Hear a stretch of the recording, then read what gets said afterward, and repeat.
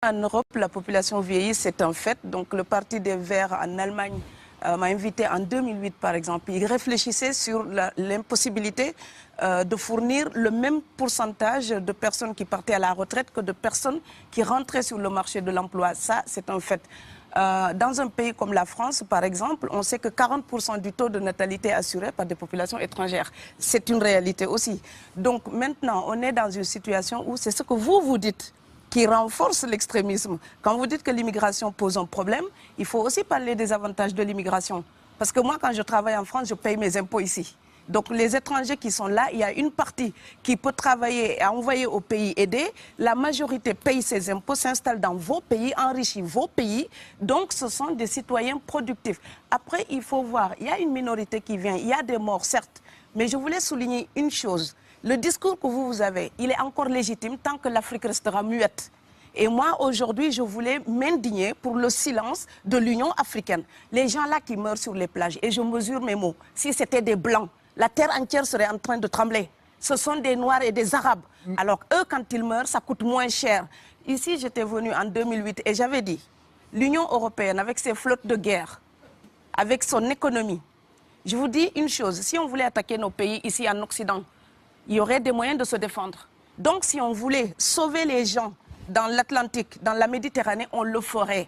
Parce que les moyens qu'on a mis pour Frontex, on aurait pu les utiliser pour sauver les gens. Mais on attend qu'ils meurent d'abord. C'est à croire que le laisser mourir est même un outil dissuasif. Et je vais vous dire une chose, ça ne dissuade personne.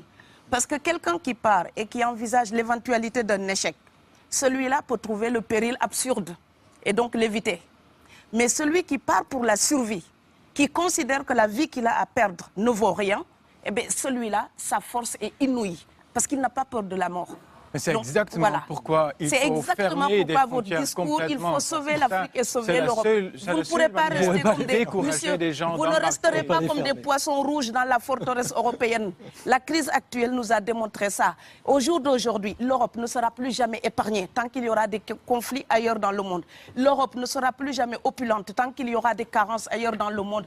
On est dans une société de la mondialisation où un Indien gagne sa vie à Dakar, un Dakarois gagne sa vie à New York, un Gabonais gagne sa vie à Paris. Que ça vous plaise ou non, c'est irréversible. Alors trouvons une solution collective ou bien déménager d'Europe parce que j'ai l'intention de rester. Je dire que depuis quelques années, on a une espèce d'abus de langage qui a introduit des amalgames. Au jour d'aujourd'hui, toute personne typée avec un air d'étranger est considérée comme immigrée. Tous les étrangers, en tout cas toutes les personnes d'origine étrangère qu'on peut rencontrer en Europe ne sont pas forcément des immigrés. Donc il y a des gens qui sont normalement protégés par la Convention de Genève pour les réfugiés. Ces personnes-là, quand on ne les accueille pas normalement, ils viennent dans les mêmes mouvements que les immigrés économiques. Donc quelqu'un qui fuit la guerre, ce n'est pas la même chose que quelqu'un qui cherche du travail. Quelqu'un qui fuit la guerre est protégé par la Convention de Genève. Et quand on a parlé ici à l'époque, je ne veux pas remuer les mauvais souvenirs, mais ministère de l'immigration et de l'identité nationale, on a fait des réfugiés, presque des coupables de droit commun, comme un voyageur qui ne respecterait pas les lois internationales pour le visa, donc l'autorisation d'entrer dans un territoire. Or, quelqu'un qui voyage librement peut respecter ces choses-là. Quelqu'un qui fuit la guerre pour survivre n'a pas le temps de respecter ces choses-là. Or, aujourd'hui, on met l'amalgame et on met tout le monde dans le même sac. Je voudrais aussi dire que quand vous êtes Canadien, Blanc ou Argentin, et vous venez vous installer en France, vous êtes un expatrié. Quelqu'un qui voyage, qui est libre de voyager. Et si vous êtes africain ou indien ou afghan, vous venez en France ou en Allemagne, vous êtes l'immigré, peu importe les raisons pour lesquelles vous êtes là. Et donc cette représentation de l'autre, l'Europe doit corriger son regard si elle ne veut pas encourager la xénophobie. Parce que la représentation qu'on se fait de l'autre alimente ensuite le repli sur soi, le rejet. Donc voilà, voir quelqu'un qui est en règle, essayer de savoir d'où vient cette personne, pourquoi cette personne vient. Ça, les Européens ne se demandent même plus ça. Ils vous croisent, vous êtes étranger, vous avez l'air étranger, vous êtes venu pour la tarte à la crème. Non. Donc l'Europe doit se respecter davantage. On ne vient pas que chercher du pain. On peut venir aussi pour la liberté, pour la démocratie, pour la culture européenne. Donc l'Europe aussi nourrit un vrai mépris d'elle-même en pensant qu'il n'y a que l'alimentation qui amène les gens. Elle n'a que ça à proposer, je pense qu'elle a plein d'autres choses à offrir. Des familles entières qui cotisent parfois pour faire partir quelqu'un, et ce n'est pas 1000 €. Parfois, ça va entre 1500 € et 7000 €. Ouais, 10 000 depuis le Sénégal ou la Gambie ou la Guinée pour venir jusqu'à... C'est pas la misère. Quand quelqu'un part, c'est comme quelqu'un qui est élu, choisi, peut-être le plus débrouillard. Et il y a tout un clan ou toute une famille qui pose son espoir sur cette personne-là. Monsieur, là, je vous vois bien habillé, bien nourri. Si vous étiez affamé chez vous, peut-être que votre famille serait ravie d'imaginer que vous pourriez aller gagner de quoi faire vivre les autres. Donc c'est aussi une solidarité qui est en œuvre. On laisse partir quelqu'un, on compte sur lui. Vous allez me laisser terminer.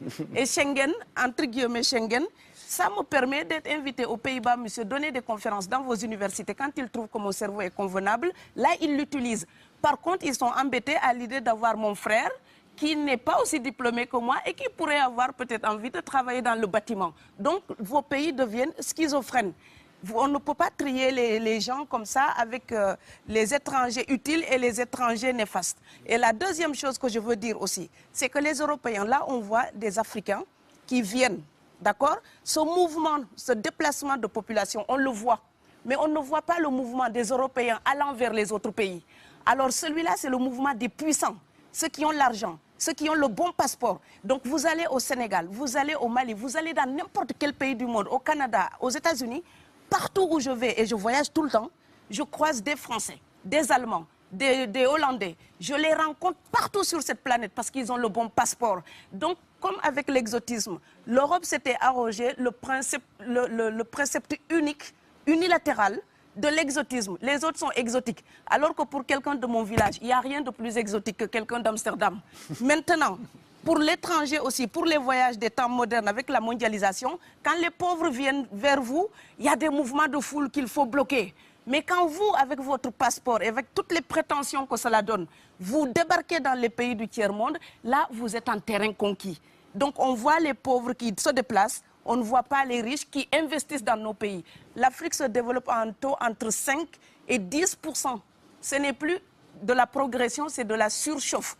Sauf que quand des pays du tiers-monde se développent et qu'ils n'ont pas les moyens pour gérer tout ça, il faut une ingénierie, il faut une formation, il faut des populations pour installer une démocratie. Là, cette surchauffe-là, vous avez besoin qu'on reste dominé pour servir de débouché à l'industrie européenne. Alors il faut arrêter l'hypocrisie. On sera riches ensemble ou on va se noyer tous ensemble. Voilà.